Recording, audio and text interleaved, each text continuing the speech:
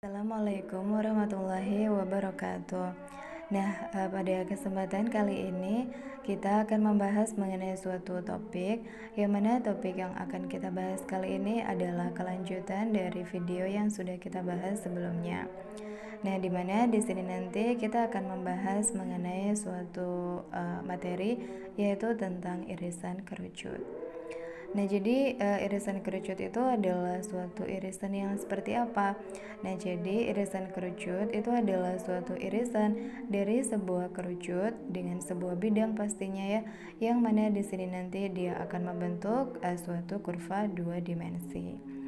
Di mana jenis-jenis kurva yang kita dapatkan nanti, dia bisa berbentuk suatu lingkaran, lalu kemudian dia juga bisa berupa suatu parabola, lalu ada juga elips, dan kemudian yang terakhir adalah berupa suatu hiperbola.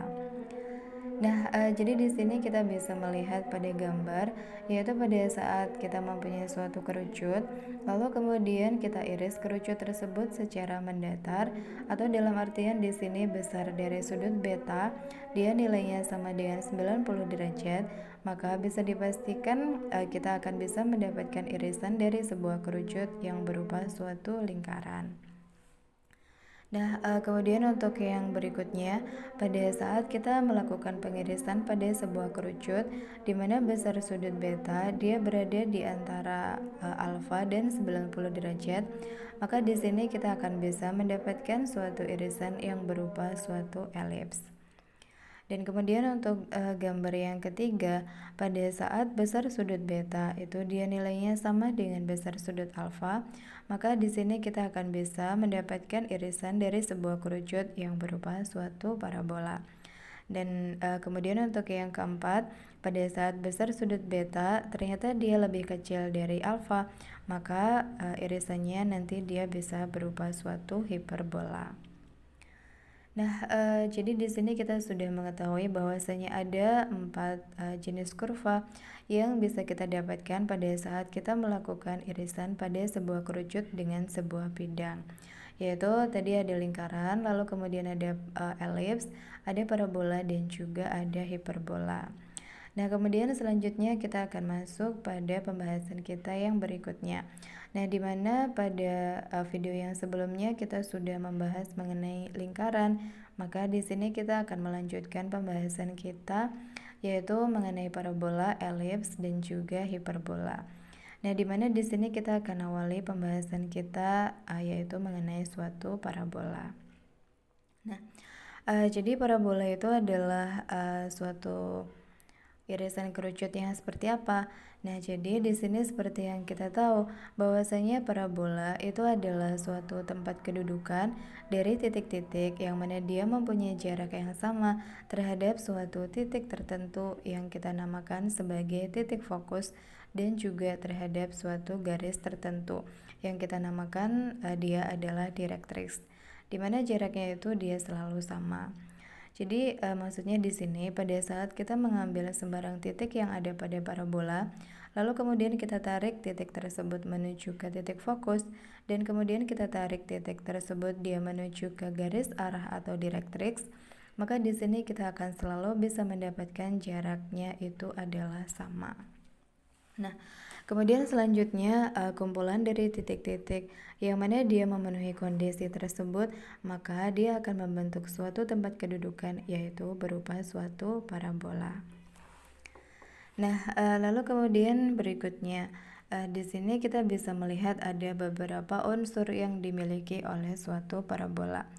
Jadi di sini pada parabola kita akan mempunyai titik puncak pastinya, lalu kemudian kita juga mempunyai titik fokus atau yang biasanya kita sebut sebagai titik api. Dan kemudian selain itu kita juga mempunyai garis arah atau yang kita sebut sebagai garis direktriks.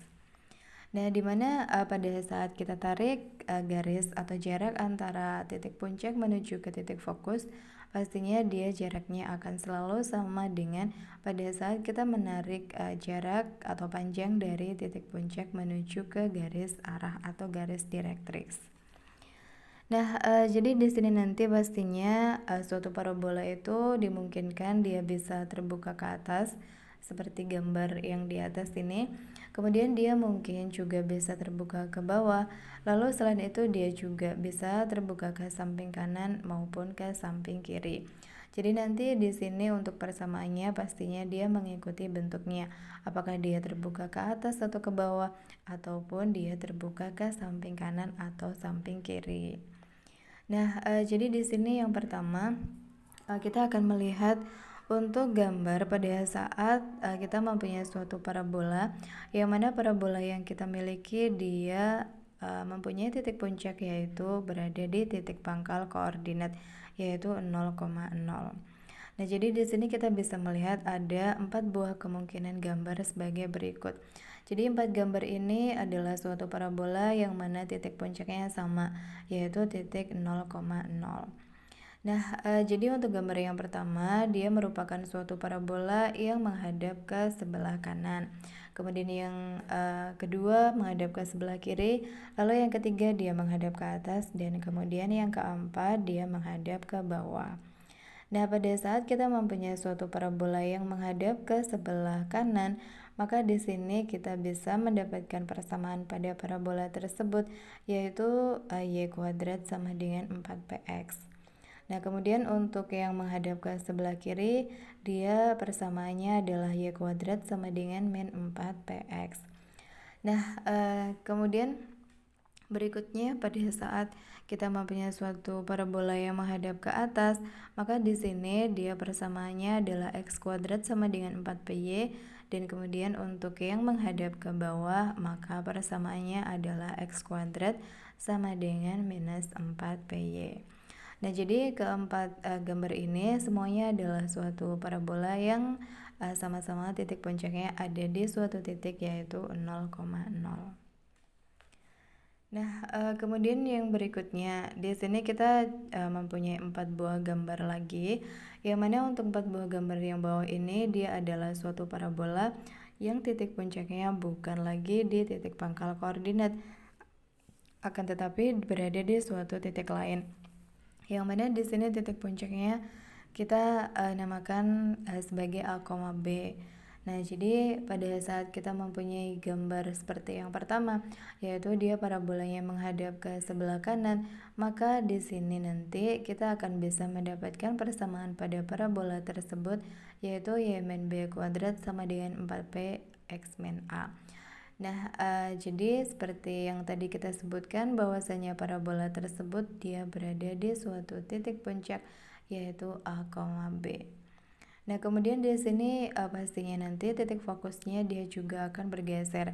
Yang mana untuk yang sebelumnya dia titik fokusnya itu ada di P, 0, maka di sini nanti dia titik fokusnya berada pada suatu koordinat yaitu A plus P, B. Dan kemudian begitu juga untuk yang garis arah atau garis direktrisnya, yang mana di sini nanti kita mempunyai persamaan garis direktrisnya yaitu x sama dengan a minus p. Nah, kemudian untuk yang gambar kedua, yaitu pada saat kita mempunyai suatu parabola yang dia menghadap ke sebelah kiri, maka persamaannya adalah sebagai berikut, yaitu ada y min b kuadrat sama dengan minus 4p x min a. Jadi sebenarnya dia sama dengan yang menghadap ke sebelah kanan, hanya bedanya untuk 4p-nya di sana dia positif, kemudian yang di sebelahnya yang menghadap ke sebelah kiri dia bertanda negatif untuk formulanya. Nah, kemudian berikutnya untuk yang gambar bawah, yaitu pada saat kita mempunyai parabola yang menghadap ke atas, maka persamaannya adalah x min a kuadrat sama dengan 4p y min b. Kemudian untuk yang menghadap ke bawah, yaitu x min a kuadrat sama dengan minus 4p y dikalikan dengan y min b. Nah, kemudian untuk yang berikutnya di sini kita melihat untuk unsur-unsur yang dimiliki oleh suatu parabola. Jadi di sini sudah langsung dirangkum dalam satu tabel ya, yaitu untuk parabola yang horizontal yang mana dia terbuka ke kanan atau ke kiri. Kemudian untuk yang satunya adalah parabola vertikal, yaitu pada saat dia terbuka ke atas maupun ke bawah. Nah, jadi di sini sudah ada persamaan parabolanya adalah seperti apa, lalu kemudian untuk puncaknya, lalu ada fokus dan juga ada panjang lactus rectum yang mana nilainya adalah harga mutlak dari 4P. Nah, kemudian juga untuk persamaan direktriksnya. Nah, kemudian setelah kita mengetahui unsur-unsur yang dimiliki oleh suatu parabola, maka di sini kita akan mencoba untuk masuk pada contoh dari persamaan parabola. Nah, jadi misal di sini kita diberikan suatu persamaan parabola yaitu y-2 kuadrat sama dengan 8x-1 atau 8 dikali x-1. Maka di sini yang ditanyakan adalah buatlah gambar dari persamaan tersebut. Nah, jadi seperti yang kita ketahui bahwasanya karena dia menggunakan formula yaitu y-b kuadrat sama dengan 4p dikalikan dengan x-a, maka dipastikan dia merupakan suatu parabola yang mana dia bukan berpuncak di suatu titik yaitu 0,0. Yang mana di sini titik puncaknya adalah A, B, yaitu A-nya adalah 1 dan kemudian B-nya adalah 2. Sehingga di sini kita bisa menyimpulkan bahwasanya titik puncak dari parabola tersebut adalah di suatu titik yang mempunyai koordinat 1,2. Dan kemudian untuk nilai P, jadi di sini kita akan mencari siapakah nilai P-nya. Nah, karena 4P itu nilainya sama dengan 8, maka bisa dipastikan nilai P-nya adalah 2. Nah, sehingga kita bisa mencari titik fokus dari parabola tersebut, yaitu A plus B, B, dimana di sini A-nya adalah 1, kita tambahkan dengan P-nya adalah 2, sehingga hasilnya adalah 3,2. Nah, karena unsur-unsur yang kita butuhkan untuk bisa menggambar suatu parabola sudah kita dapatkan, maka di sini kita bisa langsung menggambar parabolanya, yang mana dia berpuncak di suatu titik yaitu 1,2. Lalu kemudian fokusnya ada di 3,2. Dan kemudian selanjutnya jangan lupa dibuat juga garis arah atau garis direktriksnya. Yang mana garis arah ini pada saat kita tarik panjang dari titik puncak menuju ke fokus, maka di sini dipastikan dia panjangnya sama dengan pada saat kita menarik panjang dari titik puncak menuju ke garis direktris. Nah, kemudian berikutnya pada saat kita sudah mengetahui pada saat kita diberikan persamaan lalu kita disuruh menggambar, maka di sini yang berikutnya adalah kita diberikan gambar, lalu yang ditanyakan adalah siapakah persamaan parabola tersebut. Nah, jadi gambarnya adalah sebagai berikut. Nah, di sini kita bisa melihat bahwasanya dia merupakan suatu parabola yang terbuka ke atas atau kita katakan dia merupakan suatu parabola vertikal. Nah, jadi di sini kita bisa mengetahui bahwasanya titik puncak dari parabola tersebut adalah 2,-4. Dan kemudian dia merupakan suatu parabola yang melewati atau melalui suatu titik yaitu 0,0. Nah, jadi awalnya di sini kita buat dulu formulanya. Karena dia merupakan suatu parabola yang terbuka ke atas, maka formula yang kita gunakan adalah x minus a kuadrat sama dengan 4p dikalikan dengan y minus b. Nah, untuk nilai a dan b di sini kita sudah punya, di mana a-nya di sini nilainya adalah 2 dan kemudian nilai b-nya adalah minus 4. Dan kemudian kita tinggal memasukkan ke dalam formula tersebut. Nah, kemudian di sini yang masih belum kita punya adalah nilai p. Nah, jadi untuk bisa mendapatkan nilai P, maka di sini kita bisa memasukkan atau mensubstitusikan titik 0,0 di mana titik tersebut adalah suatu titik yang dilewati oleh parabola tersebut. Nah, jadi titik tersebut kita masukkan ke dalam persamaan yang sudah kita buat, yaitu x-2 kuadrat sama dengan 4p dikalikan dengan y plus 4. Nah, jadi setelah kita lakukan perhitungan, maka di sini kita bisa mendapatkan nilai P yaitu sebesar 1/4. Nah, setelah kita bisa mendapatkan besar dari nilai dari P yaitu 1/4, maka sekarang kita bisa mengganti nilai P-nya sama dengan 1/4, sehingga persamaan dari parabola tersebut adalah x-2 kuadrat sama dengan y plus 4. Kemudian berikutnya di sini kita juga mempunyai beberapa garis singgung pada parabola yang mana di sini bergantung dari apa yang diketahui, yaitu pada saat diketahui gradiennya dan juga pada saat diketahui titik singgungnya. Jadi nanti tergantung juga dari persamaan parabola tersebut. Apakah dia merupakan suatu parabola yang horizontal, yaitu terbuka ke kanan atau ke kiri, atau mungkin dia merupakan suatu parabola yang vertikal, yaitu terbuka ke atas dan juga ke bawah. Jadi nanti untuk formulanya bergantung dari bentuk persamaannya dan juga apa yang diketahui pada soal. Dimana untuk bisa mendapatkan persamaan garis singgungnya kita bisa menggunakan formula sebagai berikut ini. Kemudian berikutnya kita masuk pada irisan kerucut yang berikutnya, yaitu ada elips. Dimana di sini kita ketahui bahwasanya elips gambarnya adalah sebagai berikut ini. Lalu kemudian juga di sana ada beberapa unsur yang dimiliki oleh elips. Di mana elips di sini dia didefinisikan sebagai suatu tempat kedudukan dari suatu titik-titik, yang mana di sini jumlah jaraknya dari dua titik yang yaitu dia konstan atau tetap. Jadi maksudnya di sini pada saat kita mengambil sembarang titik yang ada pada elips, lalu kemudian kita tarik titik tersebut menuju ke fokus yang pertama, dan kemudian kita juga tarik titik tersebut menuju ke fokus yang kedua. Maka pada saat kita tambahkan, yaitu jarak yang pertama tadi misal kita beri inisial D1, dan kemudian untuk jarak yang kedua tadi kita beri inisial D2, maka dia hasilnya akan selalu konstan atau tetap. Jika titik-titik atau sekumpulan titik dia memenuhi kondisi tersebut, maka dipastikan dia akan membentuk suatu tempat kedudukan, yaitu berupa suatu elips. Kemudian di sini kita bisa melihat ada beberapa unsur yang dimiliki oleh elips, yaitu ada titik pusat, kemudian di sana juga ada titik puncak, lalu kemudian pastinya di sana dia juga mempunyai titik fokus atau yang biasanya kita sebut sebagai titik api. Dan kemudian di sana juga ada yang namanya sumbu mayor dan juga sumbu minor. Selain itu juga ada garis arah atau direktris. Kemudian berikutnya di sini kita juga akan membahas mengenai beberapa persamaan yang dimiliki oleh elips.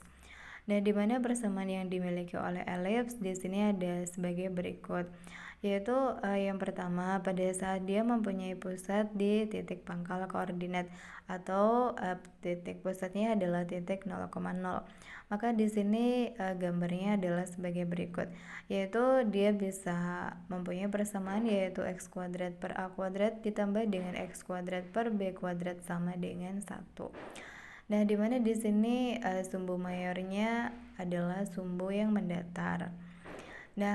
Kemudian pada saat kita beralih ke gambar yang kedua, di sana kita bisa melihat bahwasanya sumbu mayornya itu adalah sumbu yang vertikal. Untuk gambar yang seperti ini, maka nanti kita bisa membuat persamaan elipsnya adalah x kuadrat per b kuadrat ditambah dengan y kuadrat per a kuadrat sama dengan 1. Kedua gambar ini adalah elips atau persamaan elips yang mana mereka berpusat di suatu titik yaitu titik 0,0. Lalu pada saat kita menuju ke gambar yang bawah, maka gambar yang bawah ini adalah suatu elips yang mana dia berpusat di titik lain yang mana dia bukan titik 0,0, atau di sini kita katakan dia sebagai titik A, B. Pada saat dia mempunyai pusat di titik A, B, maka pada saat sumbu mayornya itu adalah sumbu mendatar, maka di sini kita bisa mendapatkan persamaan elips yaitu x min a kuadrat per p kuadrat ditambahkan dengan y min b kuadrat per q kuadrat sama dengan 1. Dan kemudian untuk yang gambar berikutnya, yaitu pada saat sumbu mayornya itu adalah sumbu yang vertikal, di sini kita mempunyai persamaan yaitu x min a kuadrat per q kuadrat ditambah dengan y min b kuadrat per p kuadrat sama dengan 1. Kemudian di sini kita bisa melihat pada tabel yaitu ada unsur-unsur yang dimiliki oleh elips, yang mana pertama pastinya adalah persamaan ya yang dimiliki oleh elips. Kemudian ada hubungan antara A, B dan juga C, dimana di sini kita bisa mendapatkan C itu melalui formula sebagai berikut ini, yaitu ada C kuadrat sama dengan A kuadrat min B kuadrat. Lalu kemudian ada pusat, ada puncak dari sumbu mayor dan juga sumbu minor, dan yang pastinya di sini juga ada fokusnya. Nah, kemudian berikutnya selain itu semuanya, maka di sini sebuah elips juga memiliki hal berikut ini, yaitu ada eksentrisitas yang bisa kita dapatkan dengan memasukkannya ke dalam formula, yaitu C per A. Lalu kemudian ada juga panjang lactus rectum yang kita bisa mencarinya dengan menggunakan rumus, yaitu 2B kuadrat per A. Dan kemudian juga ada persamaan direktrix atau yang biasa kita sebut sebagai garis arah. Nah, jadi di sini kita akan masuk pada contohnya. Nah, yang pertama pada saat kita diketahui persamaan elips yaitu 4x kuadrat ditambah 9y kuadrat plus 16x minus 18y minus 11 sama dengan 0. Lalu yang ditanyakan adalah tentukan bagaimanakah gambar elips yang sesuai dengan persamaan di atas. Nah, jadi sebelum kita menggambar elips tersebut, maka di sini langkah pertama yang harus kita lakukan adalah merubahnya ke dalam bentuk umum persamaan elips. Nah, jadi di sini kita susun dulu sebagai berikut ini, lalu kemudian kita buat kuadrat sempurna dulu sebagai berikut ini, dan pada akhirnya kita bisa mendapatkan persamaan elips dalam bentuk umum, yaitu x plus 2 kuadrat per 9 ditambah dengan y minus 1 kuadrat per 4 sama dengan 1. Nah, dari sini kita bisa melihat bahwasanya pusat dari elips tersebut adalah minus 2,1. Nah, dan kemudian jadi di sini kita bisa melihat bahwasanya sumbu mayornya itu dia berada pada arah mendatar, lalu kemudian sumbu minornya dia berada pada arah vertikal, dan pada akhirnya kita bisa membuat gambarnya sebagai berikut ini. Nah, kemudian berikutnya pada saat kita mempunyai suatu gambar seperti ini, maka yang ditanyakan adalah tentukan siapakah persamaan dari elips tersebut. Nah, jadi di sini kita ketahui bahwasanya elips tersebut adalah suatu elips yang mana dia sumbu mayornya itu adalah sumbu yang vertikal. Lalu pusatnya pastinya A, B, di mana di sini pada gambar kita bisa melihat bahwasanya nilai A-nya itu adalah 4 dan kemudian nilai B-nya itu adalah 5. Nah, kemudian berikutnya di sini kita bisa menyusun persamaan elips tersebut adalah sebagai berikut ini, yaitu ada x min 4 pangkat 2 dibagi dengan 4 ditambahkan dengan y min 5 pangkat 2 per 16 sama dengan 1. Lalu di sini kita juga ada garis singgung elips ya, yang mana untuk mencari persamaan garis singgung pada suatu elips, maka pastinya di sini nanti kita akan melihat bagaimanakah bentuk dari persamaan elips tersebut dan kemudian juga apa yang diketahui. Nah, apakah yang diketahui adalah gradien dari garis singgung tersebut atau mungkin yang diketahui adalah titik singgungnya. Nah, jadi nanti untuk bisa mendapatkan persamaan garis singgung pada suatu elips, maka silakan nanti menggunakan formula-formula yang ada pada tabel tersebut. Nah, lalu yang berikutnya kita akan membahas mengenai irisan kerucut yang terakhir, yaitu hiperbola. Nah, jadi setelah kita membahas mengenai parabola dan elips, maka yang tersisa di sini adalah hiperbola, yang mana kita ketahui bahwasanya hiperbola itu adalah suatu tempat kedudukan dari titik-titik yang mana selisih jaraknya dari dua titik, yang mana di sini titiknya adalah titik fokus ya, dia selalu konstan. Nah, kemudian berikutnya untuk beberapa unsur yang dimiliki oleh hiperbola adalah sebagai berikut ini. Jadi sesuai pada gambar ya. Jadi di sana dia mempunyai titik pusat, lalu ada titik puncak, kemudian juga ada garis arah atau direktris, dan kemudian pastinya di sana dia juga mempunyai asimtot.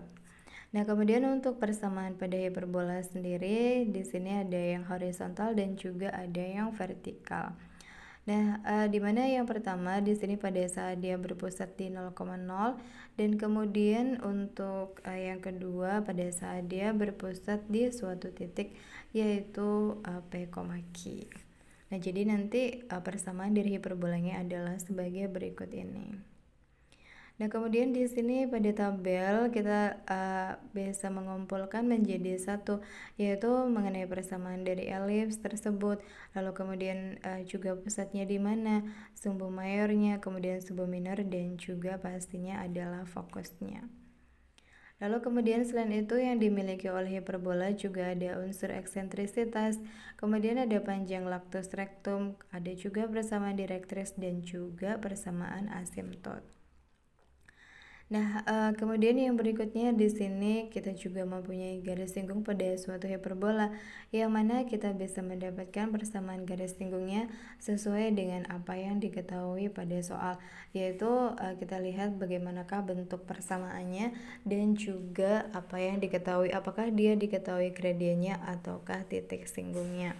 Jadi nanti bisa langsung menggunakan formula seperti apa yang sudah ada pada tabel.